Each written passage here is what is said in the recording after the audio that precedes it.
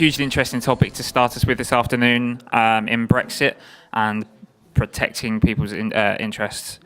Obviously, as the process gets underway, I know the programme says that there will be some comprehensive predictions for Brexit, which I think is a little bit optimistic, given that if any of our panel were capable of that, they'd soon find work within the government, but we'll endeavour to push on. If I could ask our three panellists then just to start us perhaps by introducing themselves and giving us a couple of minutes of their snap reaction to the Brexit vote and what's in store over the coming years. Good afternoon, everybody. I'm Simon Verley. I'm Head of Power and Utilities at KPMG. I used to work for the government. I used to have to defend the government line, but I don't have to anymore, which will hopefully make my comments more interesting this afternoon about Brexit than a couple of years ago when I was the Director General for Energy at DEC. Good afternoon. My name is Paul Doris. I'm a partner at Watson Farley & Williams, focusing on energy and infrastructure, and very happy to be here. Good afternoon. My name is Alex Kazaglis, and I work for Vivid Economics. We come at Brexit from the perspective of economists. We published a report a couple of years ago on the impact of Brexit on the energy sector. We didn't think it was going to be at the basis for a lot of work because we didn't think it was going to happen, but things have turned out quite differently. So interested in discussing what those alternatives are and what's changed since we made that assessment. So I was going to just do three things. One, just give you my take on what happens with Brexit in the energy market. Secondly, what does that mean for the solar industry? And then thirdly, what should investors do? Obviously, the last answer should be just hire KPMG to advise you, but I'll save that plug until the end.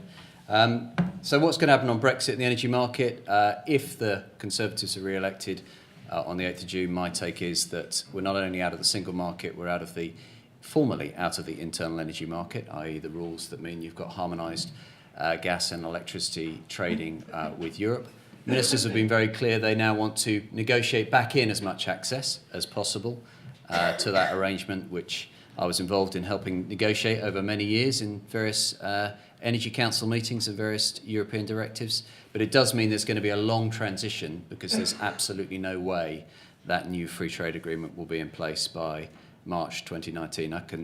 I'll have a hefty wager with anybody who thinks that can be done by March 2019. So then there are going to have to be some transitional arrangements put in place, which presumably will take the form of the current arrangements, the current network codes, etc., continue until such time as this new free trade agreement, basically giving us access to the internal energy market, continues. Paul's from Ireland, or Northern Ireland I should say, but it may be the Irish question and the access to the Irish market that ultimately means sense prevails and we continue to have tariff-free harmonised trading on electricity and power. Now, what does Brexit mean for the solar market given that context? Well, there's some good news and some bad news. I think the good news is partly the macroeconomic impact of Brexit has been higher inflation. The RPI rate's doubled obviously over the past year or so. That feeds through into higher rock values, feeds through into higher power prices. I don't know if anybody spotted the sort of Poiri hard Brexit scenario power curve, but it was quite a long way ahead of their central curve. And certainly what we've seen is an uptick in interest in secondary transactions. People who've got existing portfolios at the moment looking to sell. So certainly one positive has been the macro. One negative has been the political uncertainty it's created. Obviously, the renewables targets have been a big driver of policy. It's a question as to whether the 2020 target remains in place after the Great Repeal Bill is passed. Certainly some speculation and briefing that the 2020 targets will be one of the things that will be junked in terms of what the Conservative government may wish to do. Now, does that matter? I think there's a question about in the 2020s, if technology's costs continue to fall, actually can solar just exist without subsidy, perhaps twinned with storage and playing into the balancing market. But that's the new business model for me in terms of the way things go. So political uncertainty, probably a negative. Supply chain, there may be some impacts in some parts of the country in terms of access to supply chain installers. There are obviously going to be pinch points in other parts of the labour force because of Brexit. And then the final point I wanted to make was just on import tariffs and what happens. Obviously, it may not make any difference if the EU import tariff gets phased out anyway, because that's the current policy. But I do note that the European Commission was quite keen to keep it going, and Macron said he's quite in favour of import tariffs. So I'm not quite sure how he stacks that with wanting to pursue renewables in France, but that's obviously a fourth factor to be thinking about. But overall, I'm quite optimistic just because of the falling technology costs, and certainly we're working with more and more businesses that are looking at business models that don't involve subsidy, don't involve FITs at all, and that's where I think the future lies. So maybe technology can help insulate the sector from the effects of Brexit. Paul, I don't know whether you wanted to add anything to that. Certainly. So I think I would agree with Simon. A lot of what he said there would echo those comments. Certainly from a geopolitical, macroeconomic and socioeconomic perspective, it seems to me that we're living through one of the periods of greatest uncertainty since the Second World War. And naturally the UK and global solar sector isn't insulated from those risks that are inherent in such a period.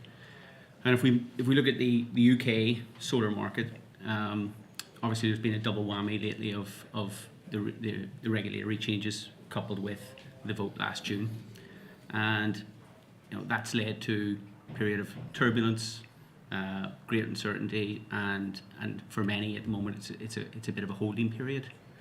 However, and undoubtedly it will lead to a transitional phase where the solar sector will need to innovate and adapt to these changing circumstances. But in saying all that, at the moment we're seeing very strong activity, as Simon mentioned, in the secondary market. So there's an awful lot of M&A going on, quite a few refinancings. So it's actually been a very busy first quarter. And I think that, as Simon alluded to, it's the macroeconomic factors, it's the higher power prices, the lower interest rates, that's making the sector attractive to, in particular, institutional investors, many of whom are investing in the listed solar funds, who are then very acquisitive. And so that's one very strong factor for the sector, and we are seeing a lot of activity as a result of that. But then also, I think, as Simon mentioned, it's the future is innovation, technology, whether that be storage, smart grids, whatever, and if we're able to harness those technologies and couple them with solar, the future is actually very bright. So my take on it is that although we're having a period at the moment which is somewhat uncertain, there are good times ahead, and I certainly expect the strong pipeline of activity that we've been seeing in the last quarter to continue throughout the rest of this year. Perhaps if I focus on the sort of slightly more longer term and what might happen. A few weeks ago, we were discussing the potential options for the longer term, and we were looking at what had been ruled in and out as potential options, and has the single market been ruled in or out, and have customs union been ruled in or out? And since then, of course, we've had a ruled out election be called. So my takeaway actually from the last few weeks is, in thinking about possibilities for Brexit and the types of deals that might emerge, listen to the kind of statements but think about what the underlying incentives are for business and for government. And in thinking about those underlying incentives, because we have a very practical government, think about the very constrained timeline that's been offered for coming to some kind of deal or some kind of transitional arrangements. Because it's very unlikely that rules will be able to be changed and legislation will be able to be passed in a 2-year or now less than 2-year period. So it's really all about how can you effectively kick things into the longer grass while still agreeing enough of a deal to proceed. Vivid Economics did a report a couple of years ago, as I said, looking at the cost of Brexit to the UK, the cost and benefits, I should say. And we looked at potential benefits, but we came to the conclusion that if it was to proceed in the most negative direction, then it would the cost. That it was very likely that there was going to be costs, that they would outweigh the benefits, and if that proceeded in a negative direction, they could be as high as £500 million a year in the mid-2020s, which sounds like a high number but isn't in terms of energy. So that's quite a small number. It's much less than 5% of total energy costs. Those costs come from an assumption that we leave the internal energy market, and that leads to decreased liquidity in the trade of electricity across borders. It also factors in increased uncertainty about leading to higher borrowing costs relative to a world where we didn't have Brexit. So there's some higher cost factors there that play, and they hit most new projects rather than operational projects. So would we change our assessment now, sort of a couple of years on from publishing that report, and now that we know that Brexit's happening? Well, I think it's broadly still the same. We still have the options to be in or out of the internal energy market, but we know a little bit more about the short term.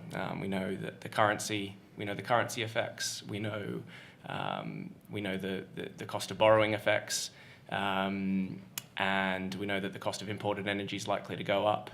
We know, and this is a new thing, that it might be more difficult to proceed with the nuclear program in the UK. And now if you take all those factors together, it does point towards a stronger market for domestically produced energy and domestic projects, of which solar is an important contributor. So I would say that's a positive picture in the medium term. And so my final word on that would be the precise nature of the Brexit deal is probably not the important thing for the solar sector in the medium term. It's probably more about underlying cost. Once it becomes subsidy free, it's less reliant on government, and it's more determined by how you can integrate the project into the grid in particular contexts in a specific location, that determines the kind of the health of the sector in the medium term. Perhaps just to bring it back to the kind of immediate timeline. Obviously, Theresa May triggered Article 50 last month, commencing 2 years of this kind of negotiating period. How should any kind of prospective deals be structured now in this intermediate time where there is uncertainty? I think at the moment, we've been advising on quite a few very large transactions in the UK solar market, and many of those are cross-border in terms of the investors or the banks are spread across Europe. And from a structuring perspective, undoubtedly clients are taking into account Brexit and planning for Brexit and thinking about it at the moment. How is this going to impact not only at the moment but in the next few years as the negotiations unfold and beyond? But that hasn't translated into dramatic changes in structuring at the moment of how deals are done. So the same traditional structures that we're seeing both for M&A and also for financing are still being used. But I think that as the negotiations go on and we get more details, then those new details will be factored in as the years progress. But likewise, people will, when the UK becomes a third country, then there will be a number of things that need to be taken into consideration, such as, for instance, at the moment, there's an EU-wide ban on withholding on dividends. And so in the future, if you're advising on a cross-border transaction and you're going to need to repatriate cash, then you need to no longer, that prohibition will no longer apply, and you need to look at the double tax treaties between the two relevant countries. So things like that will start to come to the fore. I was actually with some clients this morning talking about financing on a UK solar deal, and they were, given the fact that they're headquartered on the continent, they were obviously talking to us about Brexit and thinking about how will this impact on the financing and the various hedging arrangements that they need to put in place. So those are some of the factors that will need to be taken into account from a structuring perspective. But the good news is that in terms of a legal perspective, in terms of choice of law, the jurisdiction that will, and whether it's courts or arbitration, all of that, and the impact, I think in terms of English company law, English contract law, and dispute resolution, there will be very little impact as a result of Brexit, certainly in the short term. So that's all good news for people who are looking to invest here and do it all under English law. And I guess just to incorporate one of the questions that's been put forward already, after those 2 years are up, after we've negotiated our exit, what's likely to happen to those kind of import tariffs, but particularly on energy, or are we still in the dark on that front? Well, one point everybody should be aware of is the EU doesn't actually have a tariff on electricity as part of its sort of policy. I don't expect there to be tariffs on electricity. However, I think the main point to be aware of in response to that question is, will there be political interference on the transmission system operators who are looking to build interconnectors with the GB, in the sense of, don't focus on the project with GB, focus on the new French-Irish interconnector, for example, as a different priority, which may just make some of the earlier stage interconnector projects more difficult to reach completion. If that's the case, the government's going to struggle to get all the way to its targets in terms of the amount of interconnection, which might reinforce the need for homegrown energy. So if anything, it makes just a little bit of a question mark about some of those interconnector projects that don't have regulatory approval yet. But I think ones that do will still go ahead because there's a commercial case, and if the regulators already approved it, I think the financing will be there. Obviously, solar as an industry is quite in route to its supply chain and labour force. Are there any kind of measures that can be put in place regarding those factors as we look to transition towards this Brexit?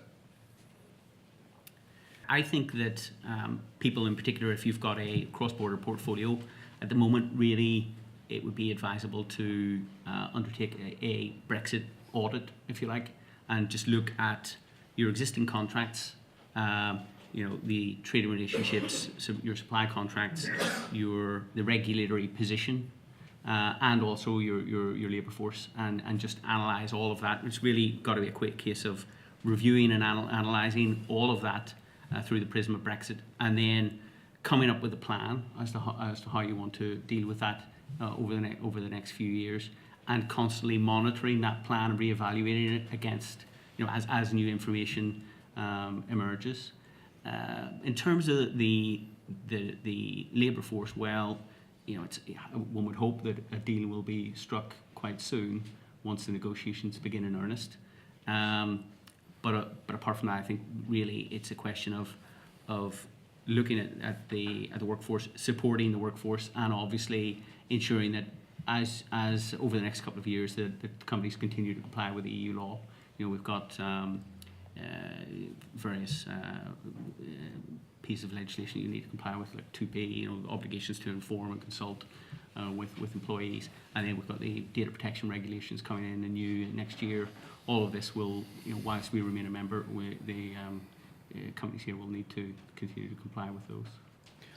I'd just add, I'd put the onus on companies to make sure they're reaching out to their employees who may be flight risk. That's what we've been doing at KPMG, is putting our arms around those people who might be thinking about leaving us.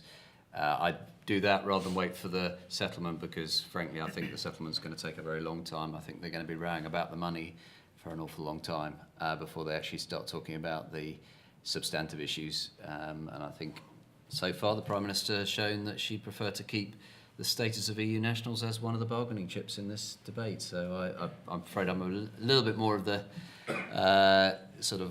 place the onus on the companies to make sure you're putting your arms around your employees right now. If you've got any that you think, I would agree entirely with that, but you don't think that there might be an agreement in principle reached at least? You would prefer not to wait until you see the colour of their money? As I understand it, the approach from Europe is we're not talking about anything until we've sorted out the bill. Yeah. I'm not sure the British public has yet been told that it's about 60 billion, because that's the bill that Europe are going to put to us. So if the British public are okay with 60 billion, I don't think it was quite what they saw on the side of the battle buses during the referendum campaign. Obviously, there's, as all three of you have alluded to, there's considerable political dynamics and uncertainty at play over the next few years. How is that likely to impact on financing, and is it going to lead to more localised or alternative routes for financing for solar projects? So this was one of the features that we pulled out as being the most important aspects that adds cost in the longer term due to political uncertainty. So that might be surprising because the cost of borrowing has gone down, but there's two elements to that. There's the political risk, and then there's the underlying interest rate. And I think there's no doubt that the political risk element has elevated and will remain elevated, and that has a very big impact for the UK because of the size of the investment program in energy, which is 15 to 25 billion per annum all the way out through this negotiation period. So that starts to get quite expensive. Small swings in the cost of capital will have a large impact in the overall cost to UK consumers. So I expect in terms of political objectives over time that will become increasingly important, that's kept to a minimum. I think at the moment we're not seeing a dramatic impact on the willingness to finance. There's a lot of banks out there keen to lend on UK solar projects, and we expect that will continue in the short term at least. Obviously, the uncertainty, the market volatility that may emerge periodically throughout these next couple of years is not going to help, and so you may see periods where that changes. So I would imagine there may be the window opens and shuts over different times as we progress throughout the negotiations. Impact of uncertainty on financing, certainly there are risks that arise as a result of what we're embarking on, and the banks will want to ensure that they are hedged against those risks, and ensure that they don't have issues with their cash sweeps, ensure they don't have issues with enforcement of security where they've got a cross-border portfolio, that everything will function as they expect. But those are the key aspects. That how I see it might impact on financing. Can I just add a small point, which is just to re-emphasise that point about the technology could well insulate the sector from political risk over time, and the more that structuring can be done that involve long-term PPAs that don't involve state subsidies, the more the sector's going to be insulated. And we're working with quite a few clients now on structures that essentially take the government out of the equation, which I think is probably not a bad thing. We've already seen an impact of this, even before the starting gun was really fired, because we were working on a number of projects right the way through last year until June, and straight after the decision, some people pull those projects. We've seen people leave the sector. We've seen people scale back. We've seen some people decide to sit on their hands and wait to see. Obviously, if you're a European investor, your investment committee, they're going to take more convincing as a result of this. So it's already had an impact on the sector. And in some ways, it's not dissimilar to what happened in the private equity industry after the crisis, in terms of there's been a bifurcation in the market, with some investors doing extremely well and very busy and very active, like the solar funds, and others, waiting to see, having more issues, having more difficulty raising financing, having more difficulty, securing deals. So, that is a trend at the moment that I'm seeing, and undoubtedly it will have an impact. But as Simon's mentioned, it's the reduction of costs, the improvements in technology, the likes of the corporate PPAs, etc., that can be the saviours of the sector, provided people are able to adapt. Then, just to build on something you said there, obviously in the kind of short term, what we're seeing, there is this kind of expectation of the high inflation and low interest rates. How can the solar industry benefit from that? So if you've got existing assets, you might want to just cash in now. We just completed on the Primrose deal just before Christmas, and we're working on a number of others at the moment. And certainly there's very good valuations at the moment because of the macroeconomic environment. And I think that window is going to last for another 12, 18 months at least. So I certainly think if you've got existing assets, I think there is a window of opportunity there. So do come and talk to us. So is this only leading to or contributing towards the booming secondary market in the UK at the moment? Yes. I think so, yeah. Most definitely, yeah.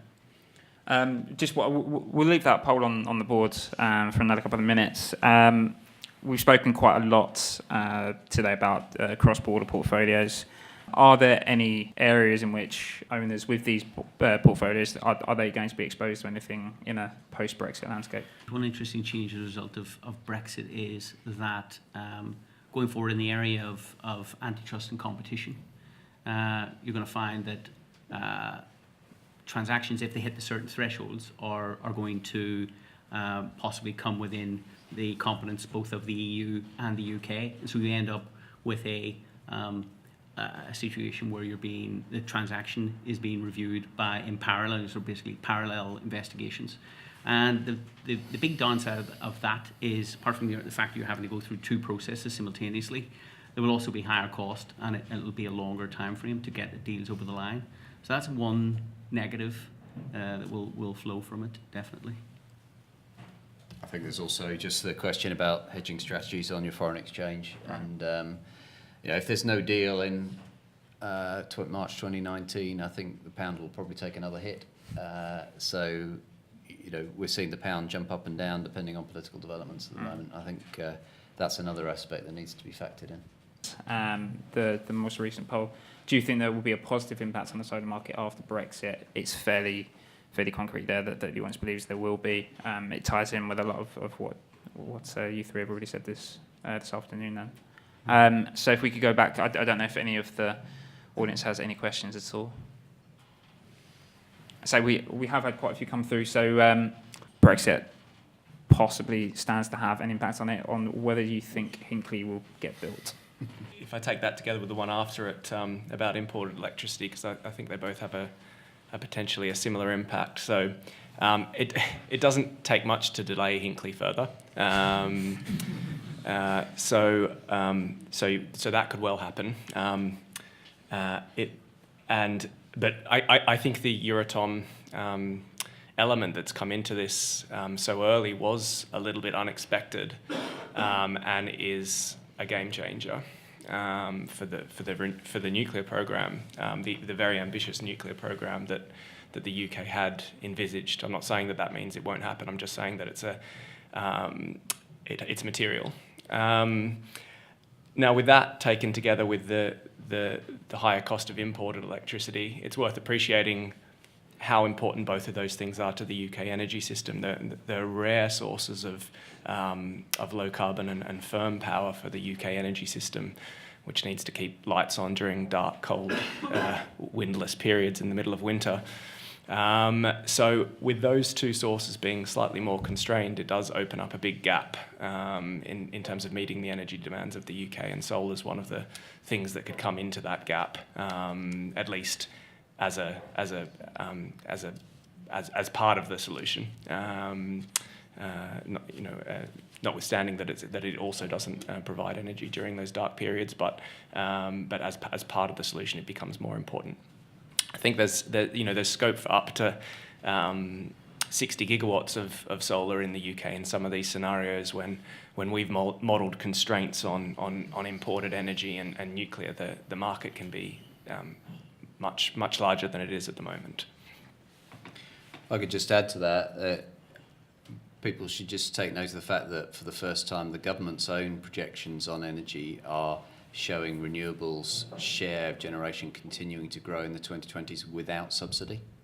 So the energy projections that were published in March by my former department, now called BEIS, actually show the share of renewables generation increasing throughout the 2020s, and that is partly solar. It's also partly offshore wind with corporate PPAs. And I think that's quite significant, because I think it's showing the government's own modelling is revealing that these technologies are going to continue to grow without either a feed-in tariff or a contract for difference or ROC behind them. So they've got the government's forecast, even with Hinkley being built, has renewables rising to over 40%, I think, of generation by 2030. Then going back to the board, just the top question there: if living standards drop, what impact do you foresee on our power needs, and will consumers start using less electricity? Bit of a broad scope there. Yeah, well, so we saw electricity demand drop quite rapidly during the financial crisis, and it's an indicator that it is elastic, and it's not just household demand. Obviously, that's only a third of demand in the UK. So it's the impacts on changing the structure of industry have a big impact. Electricity demand is falling anyway in the UK. It should be said from energy efficiency. That's the sort of quiet change that's taking place and is significant. But yes, I think changes in the macro outlook do impact electricity demand. I think the big unknown is what happens with electric vehicles in the 2020s. So, as Alex is saying, the electricity demand's actually been falling the last few years. In fact, we've had a remarkable dislocation between energy demand in the UK and GDP growth. In fact, the OECD said we've been the most successful country in the world at breaking the link between GDP growth since 1990 and energy demand. The big question is, what does EVs do to power demand in the UK in the 2020s? And we're quite bullish at KPMG about EVs. We think they're coming, and we think the future of transport is electric. It's just a case of how fast. And crucially for solar, it's a question of when do people charge, and how do they charge, and how do you integrate that system together? So are the cars just the big batteries that link in with your solar system and you're charging them at home overnight? I think that's the big question, really, in terms of what's going to happen to power demand. Do you feel much like it has done with the uptake of solar in the country that the government has perhaps underestimated how quickly the public could migrate towards electric vehicles? Personally, I think there could be a tipping point, yeah, I do. But macroeconomic factors like a Brexit-induced recession might just slow things down a bit in terms of people wanting to move away. They might just keep their chugging old petrol cars or diesel cars going for a few more years before they buy their new affordable Tesla. Yeah, I think it's certainly going to happen faster than the general public think. In terms of some of the meetings that I've been at talking to clients about holistic approaches to things, smart cities, etc. With a combination of a number of these factors, there's going to be significant change if everything goes according to plan in the next 5 years. Will Brexit affect the ability for UK organisations to invest in European solar assets? So certainly, as a result, we may see organisations like the EIB, etc., be curtail their ability to lend to projects. I could see that happening. In terms of affecting UK organisations, well, it's more than a case of what's happening macroeconomically, etc. In my view.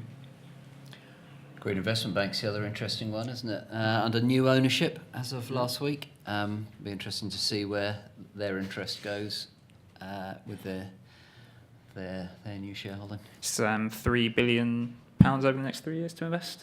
I'll invite the three panelists to then perhaps just give a closing statement or one piece of concrete advice that they would give asset owners in the UK.